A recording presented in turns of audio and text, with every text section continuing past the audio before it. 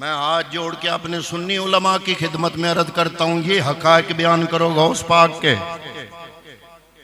مولانا کوکب رونانی صاحب، میں آپ کے شاگردوں میں ہوں،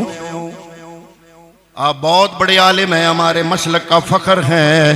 لیکن ایسے طریقے سے غوث پاک کی کرامتیں بیان نہ کرو کہ دوسرے مکاتب فکر والوں کو انگلی اٹھانا آسان ہو جائے۔ حضور غوث اعظم کی یہ عظمتیں لوگوں کے سامنے رکھو،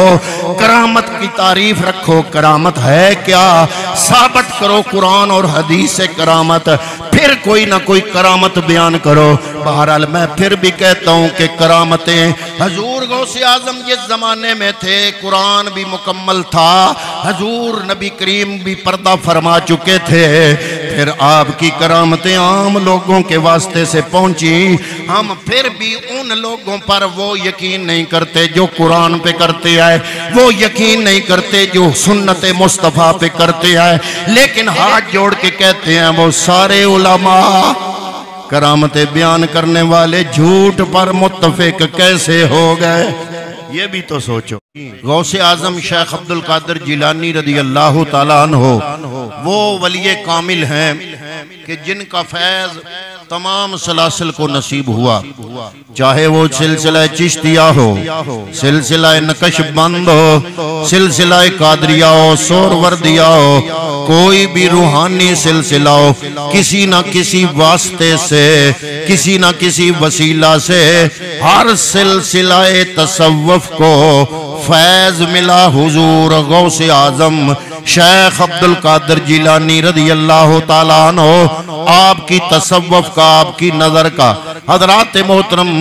اولیاء کاملین کی کرامتیں کتابوں میں لکھی ہیں، وہ کرامتیں جو اس امت کے اولیاء کی کرامتیں ہیں، نہ تو اللہ کے قرآن نے بیان کی، نہ حدیث مصطفیٰ میں بیان ہو سکتی تھی۔ کیوں؟ اس لیے کہ پیغمبر کا زمانہ پہلے کا تھا، یہ اولیاء کاملین بعد میں ہوئے، نہ تو حدیث پاک سے آپ کو ملیں گی، نہ قرآن مجید سے ملیں گی، یہ عام کتابوں سے ملیں گی، اور بیان کرنے والے عام لوگ ہوں گے، عام انسان ہوں گے۔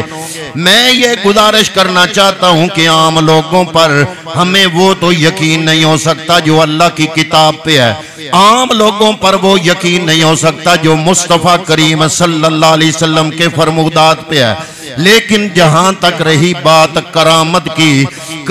کی حقیقت موجود ہے، اور کرامت کی حقیقت پر ثبوت قرآن مجید کے اندر بھی موجود ہے، احادیث طیبات کے اندر بھی موجود ہے۔ باقی حضور غوث اعظم شیخ عبدالقادر جیلانی رضی اللہ تعالیٰ عنہ، آپ سے منسوب کرامتیں بے شمار ہیں۔ کسی ولی کامل کی اتنی کرامتیں مشہور نہیں ہوئی جتنی کرامتیں غوث پاک شیخ عبدالقادر جیلانی کی مشہور ہوئی۔ ان کی صحت سے مجھے غرض نہیں، وہ غلط بھی ہو سکتی ہیں، وہ ٹھیک بھی ہو سکتی ہیں، لیکن اگر وہ غلط ہوں تب بھی، وہ ٹھیک ہوں تب بھی، میرا جو عقیدہ تصوف و روحانیت پر اور جو کرامت کی حقیقت اللہ کے قرآن اور پیغمبر کے فرمان اور حضور کی سنت سے اور صحابہ کرام کی زندگی سے ثابت ہے، وہ کہیں بھی ادھر ادھر نہیں ہو سکتا۔ میں تو ہاتھ جوڑ کے اس کیمرے کی وساطت سے علماء اہل سنت کی خدمت میں بھی عرض کروں گا کہ جناب، کرامت بیان کرنے سے پہلے کرامت کیا ہے، ہماری قوم کو، اس نوجوان کو کرامت کی حقیقت سے پہلے آگاہ کرو۔ اے علامہ کوکب نورانی صاحب، آپ ہمارے مسلک کے لیے، مسلک کے بہت بڑے عالم ہیں، آپ ہمارے مسلک کے بہت بڑے رہنما ہیں، لیکن میں ہاتھ جوڑ کے ایک طالب علم ہونے کی حیثیت سے عرض کرتا ہوں آپ کی خدمت میں کہ غوث اعظم کی صرف کرامتیں بیان نہ کرے بلکہ کرامت کی حقیقت کو بیان کریں۔ کرامت ہوتی کیا ہے، کرامت کا مطلب کیا ہے، اس کی حقیقت کیا ہے، پہلے اس کو ثابت تو کریں، پھر جو بات عقل کے خلاف ہو، آج کا نوجوان جو نیٹ یوز کرتا ہے توان و کرہن مجبور ہے نیٹ استعمال کرنے پر، جب وہ ایسی کرامتیں سنتا ہے جو عقل میں نہیں آتی وہ یکسر انکار کر دیتا ہے۔ اس لیے پہلے ماحول بنائیں ہمارے اس نوجوان کے دماغ کو، پہلے روحانیت سمجھائیں، پہلے تصوف سمجھائیں۔ مجھے اس سے غرض نہیں کہ غوث اعظم شیخ عبدالقادر جیلانی کی کون سی کرامت ٹھیک ہے اور کون سی غلط ہے، وہ ساری کرامتیں بیان کرنے والے عام انسان ہے، کسی بھی انسان سے غلطی ہو سکتی ہے، لیکن سارے انسان اور غوث اعظم کے جتنے مریدین علماء ہیں اور اولیاء کاملین ہیں وہ سارے کے سارے جھوٹ پر کبھی بھی متفق نہیں ہو سکتے۔ اگر وہ سارے بیان کر رہے ہیں تو آپ کو اپنے شعور کا کوئی علاج کرانا چاہیے، آپ کو اپنی فکر کا کوئی علاج کرانا چاہیے، کیونکہ کرامت ہوتی ہی وہ ہے جو عقل کے خلاف ہو، معجزہ ہوتا ہی وہ ہے جو عقل کے خلاف ہو۔ ہر وہ واقعہ جو خرق عادت واقعہ ہو، خرق عادت اگر اس کا تعلق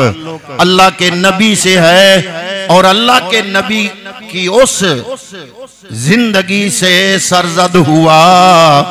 جب اللہ کے نبی نے نبوت کا اعلان نہیں کیا تھا تو پھر اس خرق عادت واقعے کو ارہاس کہیں گے، اور اگر اللہ کا نبی خرق عادت واقعہ ان سے سرزد ہوتا ہے اس زمانے میں جب آپ نے نبوت کا اعلان کر دیا تھا تو پھر اس خرق عادت واقعہ کو معجزہ کہیں گے، اور اگر کسی بھی زمانے کے نبی کی شریعت پر عمل پیرا کوئی بھی امتی بندہ مومن متقی پرہیزگار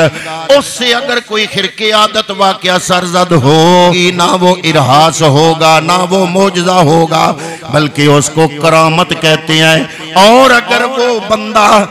اپنے زمانے کے نبی کا سرکش ہو، باغی ہو، اس نبوت کا باغی ہو، جیسے آج کل بڑا مرزا باغی ہے، چھوٹا مرزا بھی انہی راستوں پہ ابھی وہ وہاں تک نہیں پہنچا، اللہ اسے ترقی دے وہ بھی ترقی کر جائے۔ بہرحال بڑا مرزا اس مقام پہ ہے کہ جو موجودہ زمانے کا نبی ہے جناب محمد مصطفیٰ صلی اللہ علیہ وسلم ان کی نبوت کا باغی ہے، اس سے کوئی خرق عادت واقعہ سرزد ہو یا ایسے کافر سے خرق عادت واقعہ سرزد ہو اس کو استدراج کہتے ہیں، اس خرق عادت واقعہ کو استدراج کہتے ہیں۔ میں پہلے بھی پچھلے جمعے عرض کر چکا ہوں، اگر استدراج کا صادر ہونا ممکن ہے جو کہ کتابوں میں لکھا ہے، مسیلمہ کذاب کے پاس ایک بندہ آیا، کہتا ہے میں جناب ایک آنکھ نظر آتی ہے، ایک آنکھ سے نظر آتا ہے، ایک آنکھ سے نظر نہیں آتا، آپ دعا فرما دو۔ مسیلمہ کذاب جھوٹے نبی نے دعا کی تو بجائے آنکھ ٹھیک ہونے کے جو آنکھ ٹھیک تھی وہ بھی خراب ہو گئی، دونوں آنکھوں سے نابینا ہو گیا۔ اب ہے یہ خرق عادت واقعہ، لیکن ہوا چونکہ اس بندے سے ہے جو کسی بھی نبی کا تابع نہیں ہے، کافر ہے، مسلمہ جھوٹا نبی ہے، لہذا اس کو کرامت نہیں کہیں گے، استدراج کہیں گے۔ اور کتابوں میں یہ استدراج کے واقعات لکھے ہیں۔ میں ہاتھ جوڑ کے اتنی گزارش کروں گا، اگر استدراج کا صدور ممکن ہے، اگر استدراج صادر ہونا ممکن ہے تو بندہ مومن اللہ کے نیک بندے جو نبوت کا تابع ہو اس سے کوئی خرق عادت واقعہ سرزد ہو جائے تو کرامت کا صادر ہونا کیوں ممکن نہیں ہے؟